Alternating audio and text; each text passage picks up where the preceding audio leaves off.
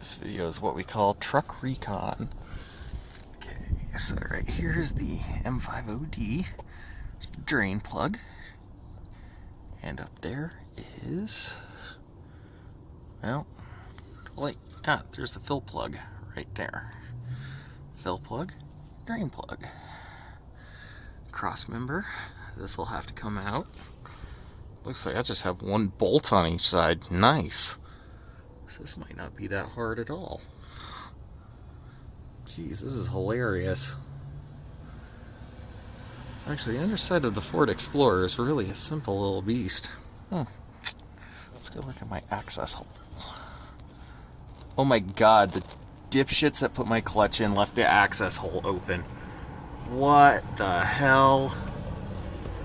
Well, no wonder why my clutch got wear at 75,000 freaking miles. That was all that dirt flying up in there. Fucking morons at Precision Tune. Well, I think a trip to the junkyard is going to be in order too, because I'm going to have to get a new rubber plug for this stupid thing. This is why I no longer let auto mechanics work on my car anymore, because they just do stupid shit like this and think we are so dumb as automobile owners that we'd never bother to check this shit. I'm sorry, not all of us are complete and total freaking morons. There's my pressure plate. I don't even know. I need to put like some kind of light on when I look at that. I can get a better look inside. There's the... Good they didn't mangle my quick release. Or maybe they did. I don't know. Jeez, I wouldn't put it... Is that the power torque? Jeez. Is that the one of the ones with the freaking power torque type pin on it? Oh, jeez. Anyway, I'm looking up in there. There's my pressure plate. I can see up in there. So, I don't see a brand on it anywhere. Ford OEM Slave right there. But I don't see anything on this part in here.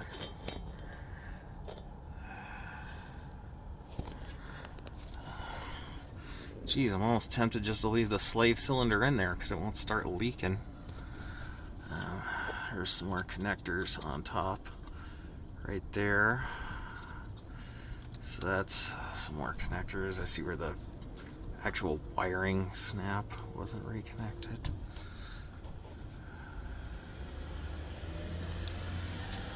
Drain fill. Look in there. But yeah, that pisses me off. Fucking idiots. Anyway, let's look on the other side. Make sure there's nothing that I need to disconnect. There's O2 sensors. Oh, there's my oil filter. Cross members looking pretty good. Actually looks like it shouldn't be too hard to get this out. Bottom of it, where the starter is. Right there. There's a bolt there. And probably another bolt on top. I see 2 bolts. 3. One there, and then I think there's a third one. Nope. Just 2. Those 2 there. Thought my crankcase is pretty darn clean for 306,000 miles. Holy crap. This probably is where my leakage is coming from, because rear main seal. They probably didn't even do it. Guys at the freaking shop.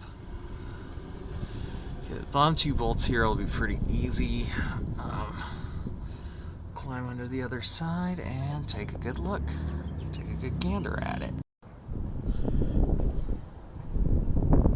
Alright, now let's climb under the side and take a look around. There's my body mounts, which look amazing. There's a little bit of wear. Okay. I'm going to look up here and see if I can locate the bolts for the transmission. There's another one.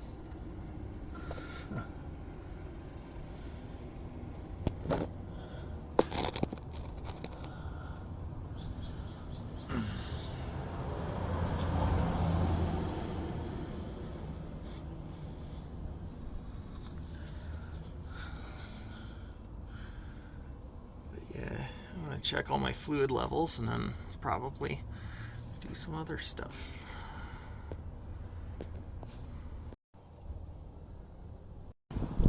Okay, so this morning I started work on replacing the clutch in my 1993 Ford Explorer Sport. At 6,000 miles and has been totally cheated by the previous mechanic, so I'm taking it upon myself. Now, the first thing you need to do to get the M5-OD Mazda 5-speed manual overdrive transmission out, you pull, at least the way I'm doing it, I'm pulling up to the curb, and before I even raise the truck, which I'm going to just drive up on 2 ramps in front because it's kind of windy today and I feel safer that way, you go back here behind the coil pack and right back there. So today we are replacing a clutch in a 1993 Ford Explorer Sport. My old trusty old lady of 20 years who's been in the family for almost 30. And I'm starting work on removing the Mazda 5-speed M5-ODR1 manual transmission by driving her up to the curb and pulling the top 2 hard-to-get bolts from the top of the transmission. People on Explorer Forum and Ranger Station have mentioned how hard these are to get out, and I chose to do a different method because I have long monkey arms, so I don't need an extension ratchet, and I'm pretty good at contorting myself into small spaces, despite being a ginormous fucking guy. So right now I got the 2 13mm bolts loosened, and I'm just gonna take them out by hand. And, you know, it wasn't even that hard, so I have a feeling if it's off to this good of a start, then it might actually be pretty darn good. And it's kind of windy today, so hopefully this will help some people in getting the transmission out. Another mention a lot of people talk about on the Explorers and the Rangers is that to take the transmission out, you have to remove the Y pipe. I may attempt this, but I don't know. But then this truck has the anti-rust undercoating, and it's lived in Alabama, Washington, and now Nevada. So she's been pretty much in rust-free environments her whole life. So maybe I can take the Y pipe off, and it'll be a piece of cake like when I did my tailpipe. We'll see.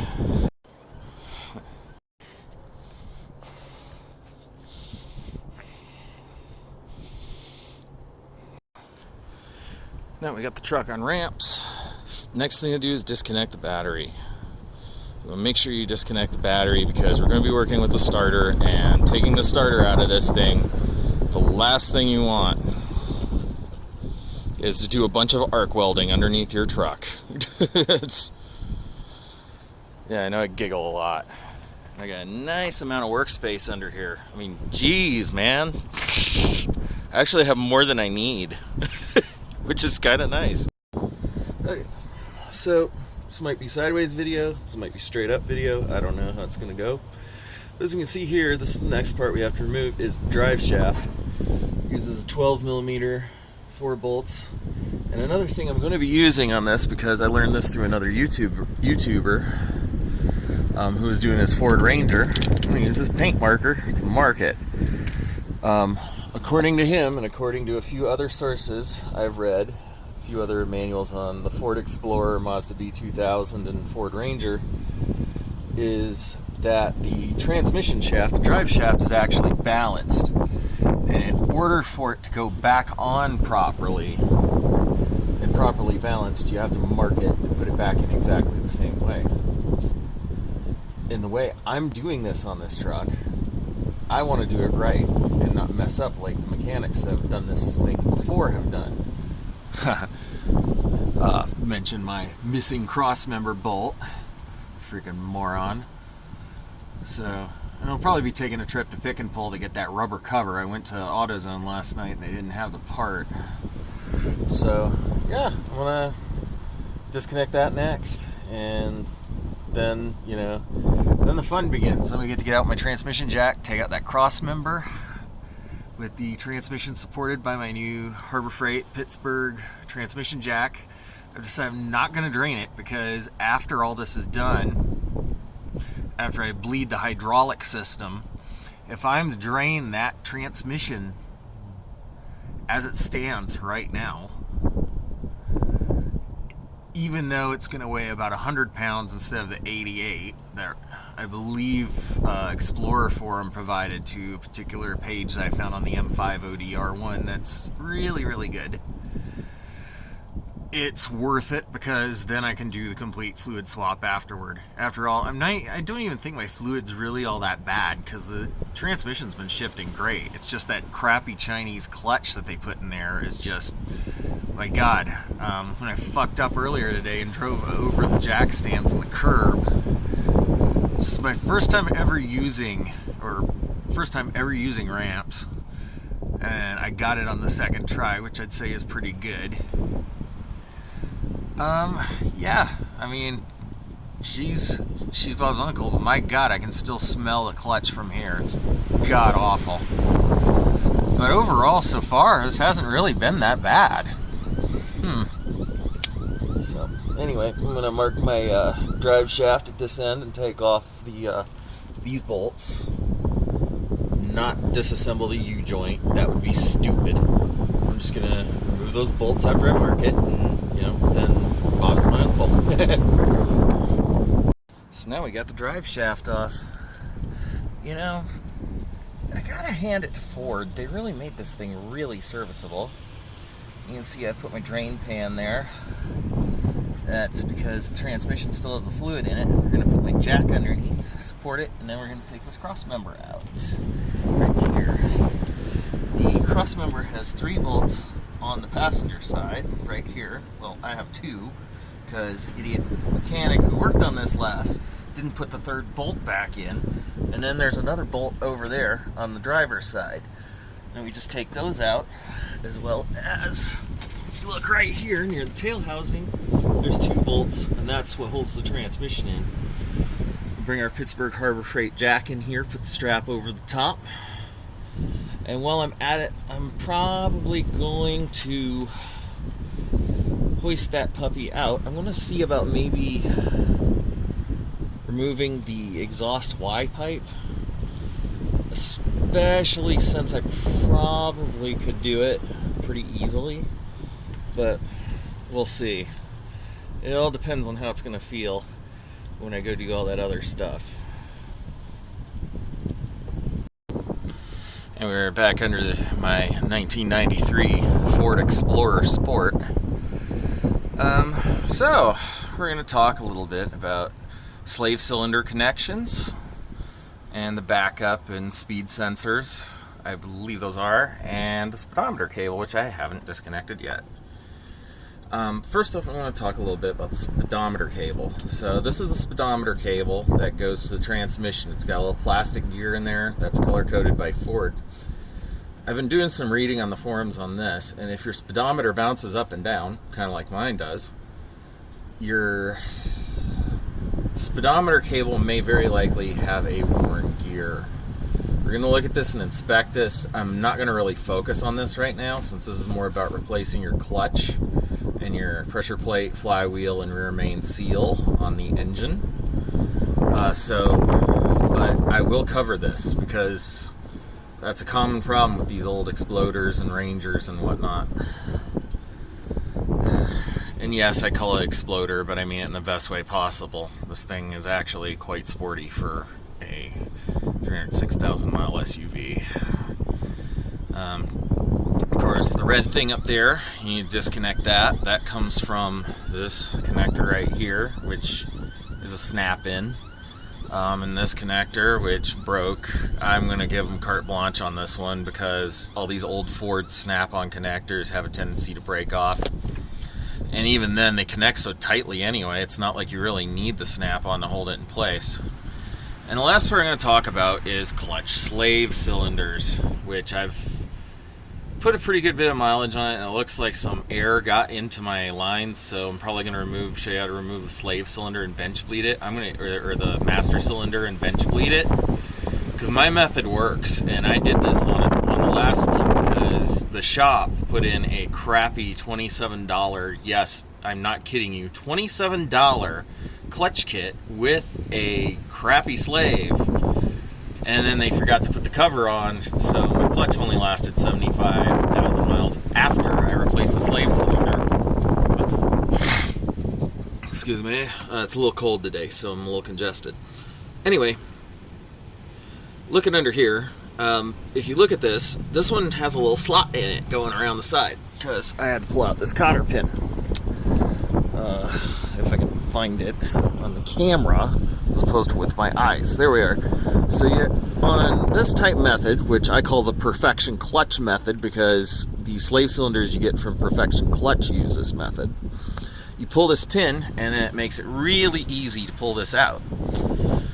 The problem with perfection clutch's connectivity methods is that, well, the problem with perfection clutch is I've been told that their slave cylinders only last about 24 to 56,000 miles before they start leaking. And that is a tremendous problem with the Ford Ranger, Mazda D series, and Ford Explorer with the Mazda M5-ODR1 Manual transmission. And I think it's also a problem with the M5-ODR2, which is found in like the F-150 and the OBS and brick nose Broncos and all that kind of stuff, as well as the M5-ODR1 HD, which is found on the later Explorers and the later Rangers up to 2011. Now, I'm going to be replacing this with the Ford OEM replacement. I think it's like part number 9LZ7508A or something like that. If you use the actual slave on these things that Ford Motorcraft puts out, it will get 100, maybe even 150,000 miles. And I even found a guy on Ranger Station forums who apparently got 280,000 miles out of it. Anyway, the Ford slave uses a different method. As you can see here, there's a white collar. This is unoriginal because the original was completely jacked up when I had this done last time by other people. What it is when you push forward on this lever, on this collar, it pushes little metal teeth that lock onto this bevel right here.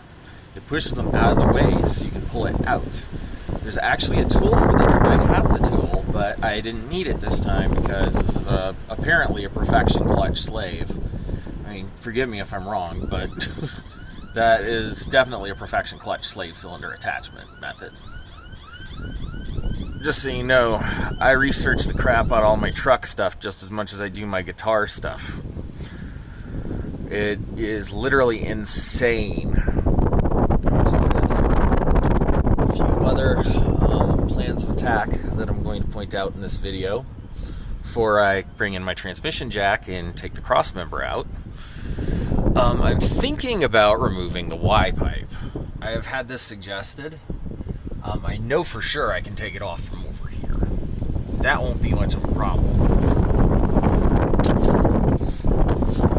I almost think I can use a ratchet strap to hold the catalytic converters out of the way.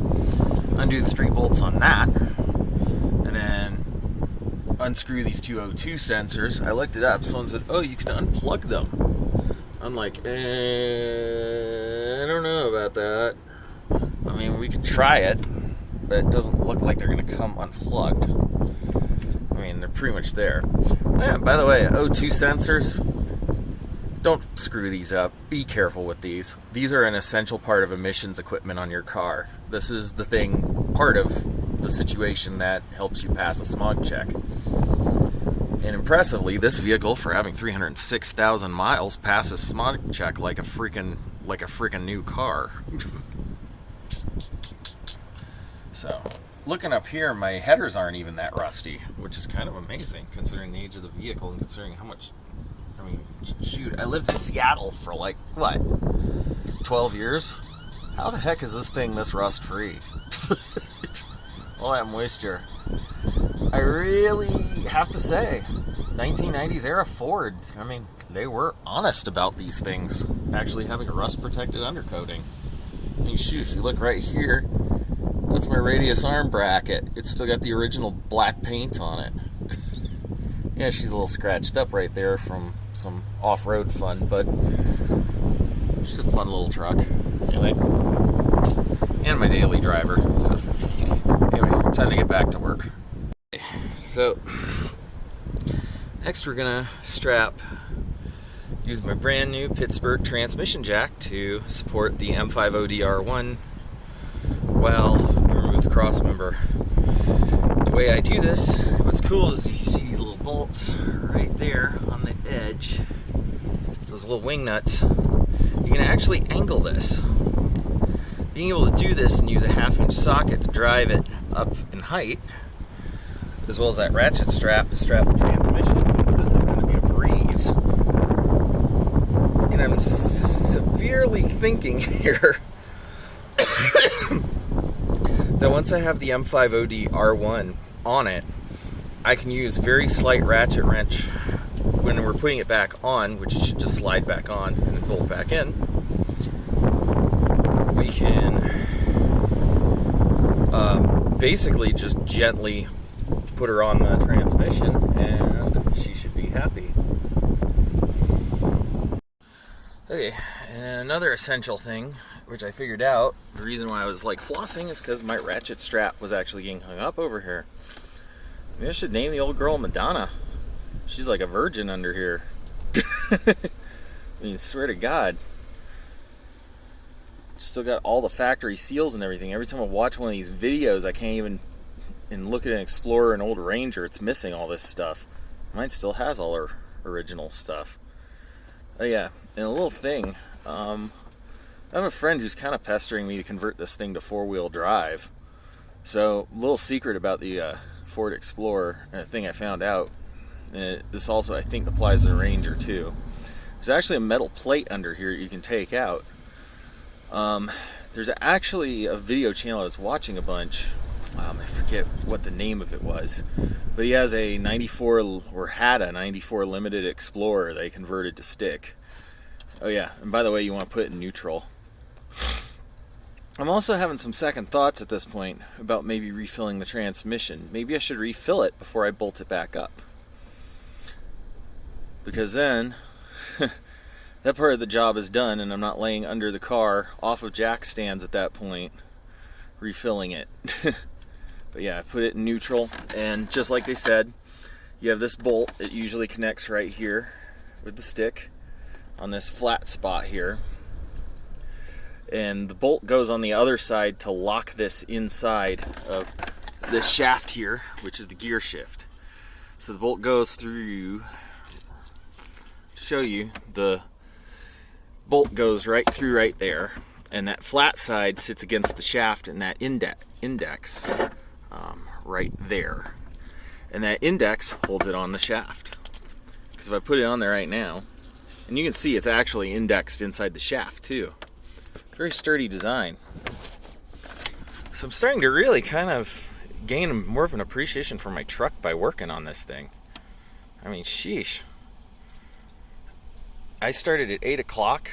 It's maybe like been 2 hours, and I'm already almost getting the transmission out. I thought it would be noon by this time. Okay, so now we got the Harbor Freight Pittsburgh automotive jack up under the transmission. And I've done a lot of studying on the Ford Explorer manual and the Mazda 5's M5-ODR1. So a lot of people say that basically the best way to get this transmission out is basically to use the jack God gave you. I saw this and I thought, this isn't a perfect opportunity for me to support it properly, and right now I'm actually dead center underneath. The only thing that concerns me a little bit is the fill plug is in the way, but other than that, she's up and on it. This jack is $100 at Harbor Freight. Has a maximum load capacity of 450 pounds. The Mazda M5-ODR1 only weighs 88 empty and probably about 100 and something with fluid in it. So it also tilts, as you can see, and it actually tilts maximum the perfect angle for my truck on ramps. So this should make the transmission removal and installation on the Explorer really easy. Next thing he's got to do, like I've been procrastinating on, the cross member, because I want this thing to be supported after the fact. And then I got to undo the starter and then undo the bolts, and then we can take the transmission out and we can start doing the clutch. This video be right side up. Who knows? Okay, we just took the cross member out. She's totally free of rust and still has the original black paint.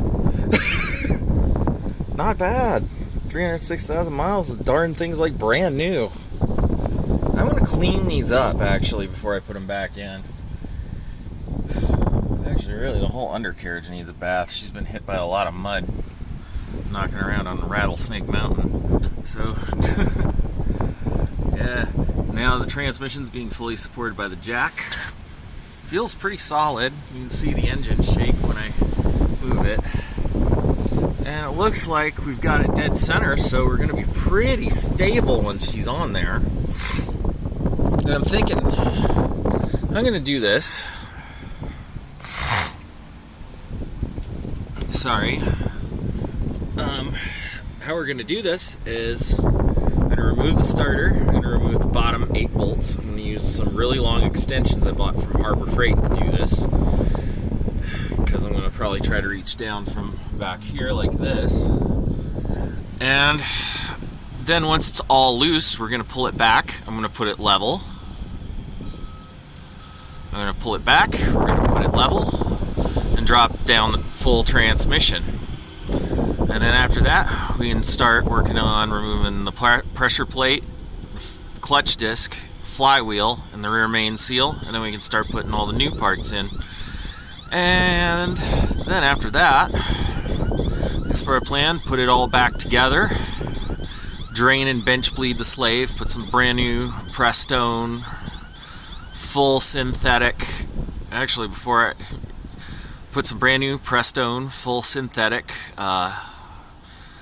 .3 brake fluid into the clutch master cylinder.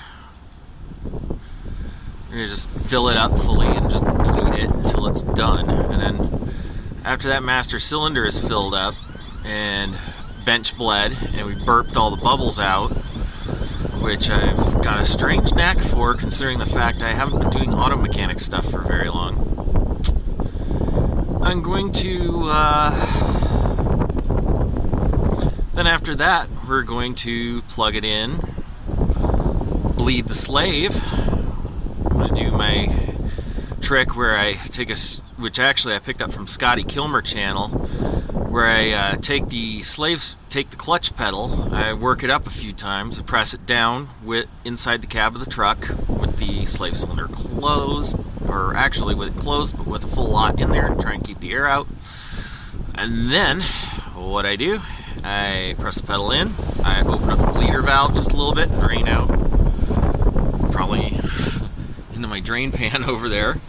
And then after it's drained out, we're gonna go ahead and make sure the clutch is nice and tight. And then going from there, and yeah, I'm kind of outlining the whole plan here because I keep going through the plan in my head to make sure that there's no details I'm missing. Because this is, for considering the fact I have never done a transmission before, this is going incredibly smoothly. I mean, so far I've got the cross member out without issue. I've got the drive shaft out without issue. I got her on stands, although I drove past the front of them the first time and went over the curb like a dumb fuck. But I got her back over because the good old Explorer likes to climb things. Yeah, shouldn't be too surprising. Her great-great-grandma or great-great-auntie was Miss Bigfoot, so... Anyway, what we're going to do next is we're going to start working on removing the transmission, taking the bolts out, and yeah. Be interesting to see how it goes under here. I'm going to just leave that as is, and after that we'll drop the transmission down and start on the internal stuff. Oh yeah, I'm giving the transmission the bath with paper towels while I'm down here. My M5-OD, I'm going to say this one is the original transmission and she shifts like a dream, so I don't want to fuck it up at all. I want to keep it exactly as it is, except I want to get that stinking plug put in. So I have a feeling I'm going to be making one more automotive trip today to go to Pick and Pull to go get that part. So look out Rangers, look out Ford Explorers, here I come for your parts again. Sorry, but you're saving mine's life. Next note on my mechanics trip, how you can get the speedometer cable out is you have this little cable here, and then you just pull it out and it comes out right there. And then I can just plug it back in. I don't intend to turn this thing at all while it's out, so it shouldn't be too hard to get it back in. And then I can just avoid that entire gear thing, and then we can deal with that later. Anyway, with all the really difficult stuff already removed, I can now start to focus on the starter like I had originally planned. Okay, so the starter's off, and I see that this is broken. Playing around with the idea of getting a new starter, but sometimes I know these things can pretty much just hold themselves on pretty well, so we'll see. I've already put a lot of money into this, but it looks like dipshit mechanic strikes again, and I'm having to fight with this stupid, and I'm having to deal with this crap now. Great. Let's look up in there. There's the flywheel. Alright, time to get the rest of these bolts off and get this transmission out. Hey, well, we've got 6 of the 8 transmission bolts out. Transmission's hoisted up. I'm just gonna use my camera here to peek around. So you can see that bolt is out. So are, I think, the other 2 here. Near the starter region. So that bolt's out. That bolt's out. There's got to be, I think, one up over here somewhere, but I can't really tell. So we're going to stick it up in there and look. And see. It looks like, actually, going for the lighting, it looks like all the bolts are out on this side. Yeah, because I can see the top one from here, so we already got the 2 higher ones already. And there might be some others down here. Oh yeah, and when I took the bolts out, I realized, yeah, my rear main seal really needs done bad. Oil started pouring out. Apparently it's collecting the transmission that probably took out my clutch. So I'm going to go peek around the other side and see if there's any other bolts I need to grab, and we'll see. If I find out all the bolts are out on this side, I'm going to officially deem the first gen Ford Explorer one of the easiest vehicles to work on. And then I'm going to start questioning why mechanics charge so much labor for this.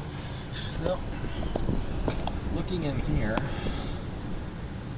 I don't see another bolt further up. At least not yet. Oh, you know, I think I see it now. It's kind of a little further up. So I'll try and nab that one. And then I think we're all good and we can pull the transmission. Looks like the hardest bolt to get. If you look right here, light on it, there it is, right there, almost dead center of the screen. So I'm gonna get that bolt, and then we can start shimmying and shaking and working the transmission out.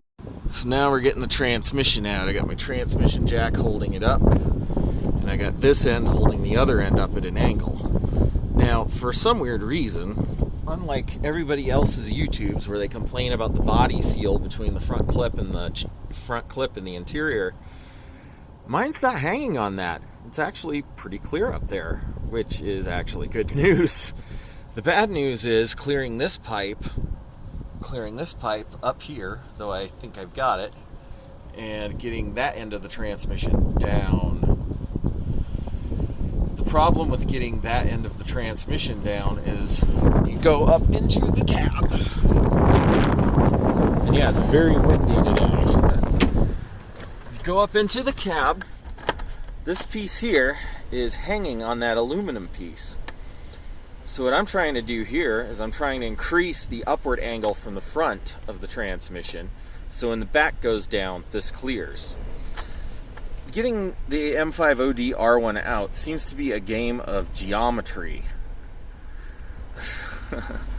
You can see my transmission strap there. I've got a lot of safety protections in working on this thing, so There we go. So I'm gonna try to get it, continue to try and get it out, and hopefully then we can start putting the clutch and rear main and all that in. It's now day 2 of this fiasco. Might not do as much video today. We got the transmission out. I got my brand new slave cylinder there. The old one's there. If we go around to the other side, I'm gonna probably not video as much today. If we look up there, if I can get through the frame rails easily. If you look up there, there's my clutch pressure plate. It's a Seco clutch, so yeah, we're replacing that with all Ford Motorcraft stuff. And the rear main. So I'm gonna go do all that this morning. It's supposed to rain and snow, so I'm gonna hurry my ass up. And the new slave cylinder is in, and it's Dawn. I just cleaned the bell housing. Had a ton of grease because the access hole's missing its cover. Now she's good and clean. I'm gonna probably clean up the mating surfaces to the engine, and then we're gonna go remove the flywheel, clutch pressure plate, and do the rear main seal, which I have here, felt for 93 Ford Explorer. It is Felpro, part number BS40647. And the slave cylinder, and this is the one you always want to use because parts store slaves and slave cylinders that come from eBay. Oh, let me show you. Sorry, this video. Anyway, and the slave cylinder is Ford part number 9L5Z7A508A. And it looks like this. It's got a plastic base, it's got the cover shield for the spring, and it's got this wider throwout bearing that looks perfect. My throwout bearing's rusty. It makes a little bit of noise. This one I think is actually a precision clutch or perfection clutch cylinder, going off of the attachment method, because this has their quick release method. This one has the push connect like the stock Ford always has. Anyway, I'm gonna get back to it and get under the truck and get some more shit done. Okay, I've shown earlier what a good clutch looks like. This is what a burned clutch looks like, and somehow this thing was still able to move the vehicle onto the ramps. What the heck? Holy cow. I've seen guitar pickguards thicker than this clutch is. It's worn down to the bare metal. There's like no clutch material left. I'm willing to bet this would have maybe lasted longer if it hadn't been for the fact that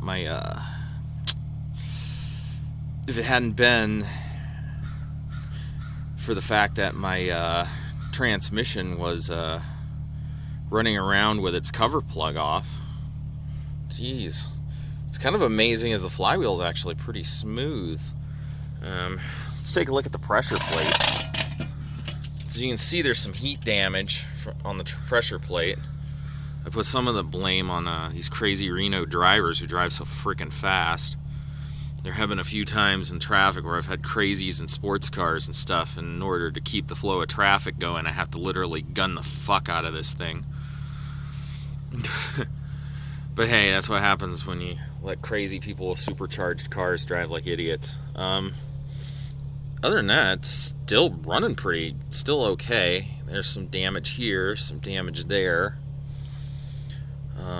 But, you know, I've been bad-mouthing the clutch quite a bit, but honestly, I'm kind of impressed, actually. And I found the brand for it. It's Seco. And interesting thing about the Seco, I also found out the index pins, unlike the Luck clutch, are actually in the pressure plate and not in the actual flywheel. My Luck rep set here will have those in the flywheel. But yeah, she's toast, but I'll climb under here and let you take a look at the flywheel. Oh yeah, got the M5-OD out, indeed. Yep, 88 pounds, and not that bad. I'm gonna put her on the transmission jack before I put her back under. I've got my file here this morning to file those body seals to make the transmission easier to get back in, because we have to work over the Y pipe because I can't get the damn Y pipe off. And then up here, I'll shed some light on the subject, is my flywheel, which strangely doesn't have that much, well, the one corner has a burn mark on it, but the rest of it is smooth. There's like that one spot right there, but the rest of it is actually pretty smooth, so I'm kind of impressed. And there's not even a groove in it, which for a flywheel, that's kind of shocking. You'd think that it would be a lot worse, but I guess not. And we're going to take the flywheel off, and then I'm going to torque her down to, then I'm going to do the rear main seal, and then once all that crap's back in here, we're going to washy, if weather permitting, we're going to wash the transmission and put it back in. Put her back together, put in some Valvoline long life ATF. Yep, the M5-ODR1 uses Dextron, Mercon, or Mercon 5 ATF, not gear oil like most manual transmissions. Don't believe me? Go look up Ford service bulletins. And after that, we'll bleed the clutch and take her for a test drive. And she'll probably be happy as a bug. And I did find I have a little bit of an oil leak, so I might do the top end of my engine at some point. But all things considered, I think that long life, Mobil 1 synthetic typically helps with that, though. Okay, the pilot bearing and the rear main seal are out. The rear main seal is a lot harder on these trucks than I think people realize. It's actually probably the third most difficult thing. The second most difficult was the pilot bearing, because I didn't have the right puller. This puller I got from Harbor Freight over here under the pile of tools is not the right one. The one you want is the one I rented from AutoZone, part number 8070L. And there's the old rear main seal, and there's the old rear main seal, and there's the old throwout bearing, or pilot bearing, I mean, and the old flywheel. So now it's time to start cleaning and reassembling this truck. And then all new, brand new parts, and we should be good to go. Alright, so new rear main seal is in, pilot bearing's in, flywheel's installed and torqued to factory specs. This is my brand new torque wrench, thanks to my mom-in-law. And so now it's time to put the clutch in and the pressure plate and put some spline lubricant on the M5OD, so then when we go to put the transmission in, it's all just hunky-dory from there. Oh yeah, I probably need to look up the torque rating for the bolts for the clutch pressure plate. So now I have the brand new clutch all installed with my alignment tool. Put spline lube on the M5OD, worked it around until it went smoothly, and yeah. So it's getting very close to time. We're going to be able to start putting the transmission on the hoist and start putting it in here. But first I'm going to attack some of these body seals, because getting the transmission back in or out with the Y pipe in place, which I just have to do because I don't have time to be screwing around with this. The weather's getting bad. The easiest way to get it in will be just to work it in that way. So after this clutch pressure plate's put back in, I'm going to go ahead and bolt all the bolts up to torque, and then we're going to just do what I can to get it all back together today. And then we can connect all the wires, put all the shit back in, put brand new fluid in the Mazda, and then bleed, and then we should be done.